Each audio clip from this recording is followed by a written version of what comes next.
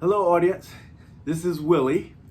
I wanted to make a quick video of something that I saw when I went to the truck stop as I was doing my job.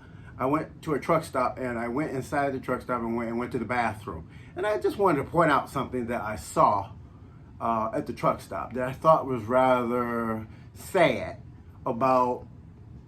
It kind of was, it indicates the state of affairs in the world today about how cheap the world is getting. Now, this is what I went to the bathroom, and this is what I saw when I used the bathroom, the toilet.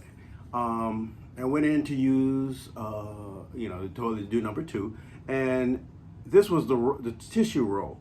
Okay, a normal tissue roll like this. You unroll it and you take the tissue off, okay? Well, what happened is as I was using the tissue roll, I noticed, inside the tissue roll, you can see here, this is a piece of cardboard inside here. And it goes all the way through to the other side. That's normal on a normal tissue roll, okay? This tissue roll that they had, and it wasn't just one, it was others as well, because I checked some of the other stalls. They had the tissue and they were so cheap, okay, so cheap in making the tissue roll that it was like this inside of the inside the holder. It was like this. And so basically what it was is that this is how they put the tissue together. They put it like this. You can see this clearly. They put the tissue like this, and then they start rolling the tissue paper around it. So here, let me move that door. They put it like that, and so it was a gap in between it. You can see that gap in between here and there. It was that gap in between it, and they just rolled the tissue itself around the cardboard until it got enough of a hold that it wouldn't be so flimsy in the middle. But nevertheless, when you finally get toward the end of it, this is what you come out with. Two pieces, instead of a whole roll all the way across, instead of a whole roll going all the way across the tissue, a whole piece of cardboard, that is, they used two small pieces of cardboard. Now, to me, I understand in the fact that we need to save money, and we're living in times where times are hard and you need to save money. And I understand that they might reason out that people are not going to see this until they're at the end of the row. That's true. All that is true. People won't see this until they're at the end of the row.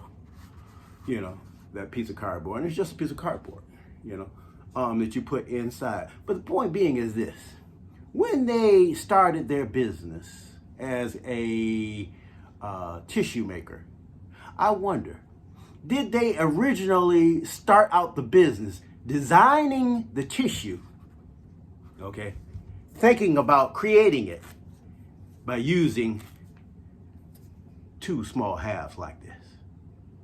Did they originally think about designing it like that? Or did they instead design it as one whole piece, and with time, as things get cheaper and cheaper, decide to cut that piece out and to give the customer less of a product, basically, less of a product for the same amount of money, okay? For the same amount of money, less of a product, and just to be cheap, being cheap. This is being cheap. It's cheating the customer and saying, well, they won't notice it until the end of the row. You're cheating the customer as being dishonest in running your business. That's not the way to run business.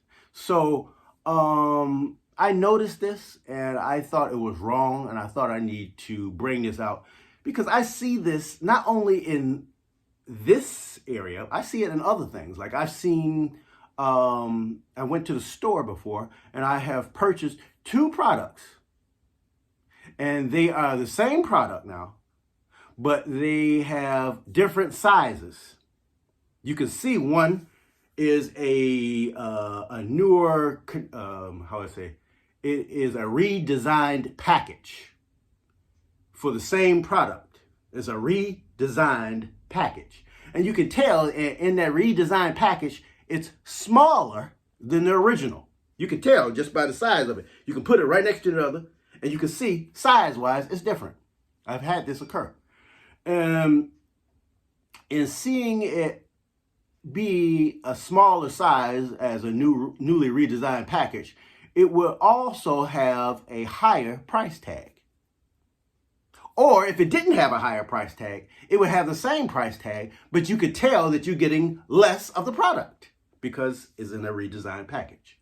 You know, and in that redesigned package, when you put it next to the original, you can see the difference in size.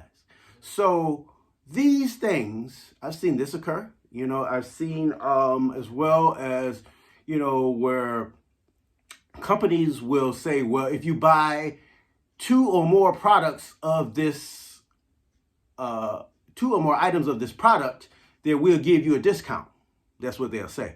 But when you buy one product, they charge you more of a price for one than if you had bought it as two or three, you know, in a group. You know, so they do things like this, and this is dishonest in business.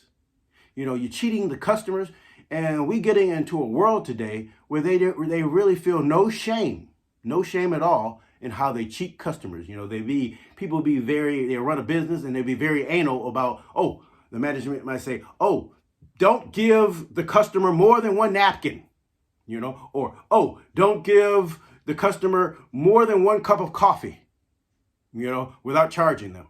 Or they might be up there, say, well, I'm trying to think of another situation. You know, there's do so many different types of situations like this nowadays where they are cheating customers and they don't feel shame over it. These things, you know, are not right. And we see this constantly. Yep, smaller portions. You know, you go to some restaurants and you get smaller portions than what you originally used to get. So this is getting very, very common out here in the world where people are getting cheated. Customers are getting cheated all the time, constantly in many ways. And it is just being accepted. You know, people aren't speaking up against it, or people try to speak up against it, but it's being ignored. You go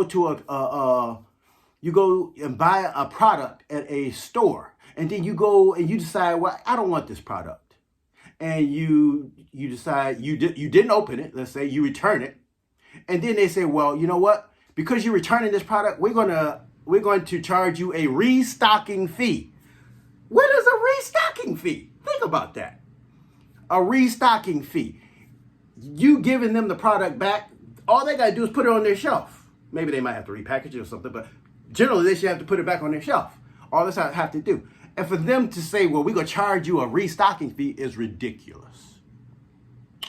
You know, you buy a car, you drive it off the lot, you turn around and say you don't want that car and drive it back in the lot. You know you done lost value and they're not going to give you the same amount of money for that car that you just bought. They are not going to return the same amount of money back to you because they say you lost value as soon as you drove off the lot, which is ridiculous. Again, this is what I'm talking about, how the fact that we have drugs today that are supposed to help people, okay? Supposed to help people. Through these, some of these drugs have been pharmaceutical drugs. They're supposed to help people. And you go to a doctor prescribes a drug for you, and you go to, now you got to go through the insurance process. And regarding the insurance process says, well, doctor, even though you, who are the expert in the medical field, have decided to prescribe this medication for your patient, we are not going to pay for that medication. So now we're going to instead only pay for a generic form of that medication. Well, the generic form is not what the doctor prescribed. The doctor prescribed a certain medication. That being the case, the insurance basically is dictating to the doctor as to the patient what will be paid for and what will be allowed. Really and truly, the insurance companies are the one that have the power, not the doctor, which you must understand this. It's the insurance company. And so they are the ones who are truly dictating what will and will not be done, what will and will not be used as regards medication. It's not the doctor. So even though the doctor may give you a medication or prescribe for you a medication that's truly for your benefit, you won't get that if the insurance company says we ain't gonna pay for it. Now you have to pay out of your own pocket. But point being is we are forced to get the insurance. We're forced into it. They tell you, you've got to have this medical insurance. But yet if the medical insurance doesn't do what's in our best interest, why are we paying for it? You know, you got to think about that. Why are we forced to pay for something that is not in our best interest? So these are many different ways in where there's dishonesty in business and people are getting screwed over because of it. And I, on the one hand, notice it and think it's wrong and that people need to really speak up more about it. So I wanted to make this video. This is one way in which I'm doing that. You know, I don't know if it really is effective or not to point that out, but sometimes it does make a difference, sometimes it doesn't. But nevertheless, I'm making this video because I see this going on in the world and I know that it is wrong and I believe in speaking up against what is wrong. So this is my video to show that, and if you agree with these things, then maybe we as a people should speak up more about it. Please leave a comment down below in the comments area, and maybe through the accumulation of voices speaking up about this matter, maybe we can make a difference. So tell me what you think, and I wanted to reach out and share this information with you. Thank you for hearing my story and sharing it with me, and I'm grateful to have you stick around and share this video with me. So leave a comment below and let me know what you think. All right, I'll talk to you soon. Bye-bye.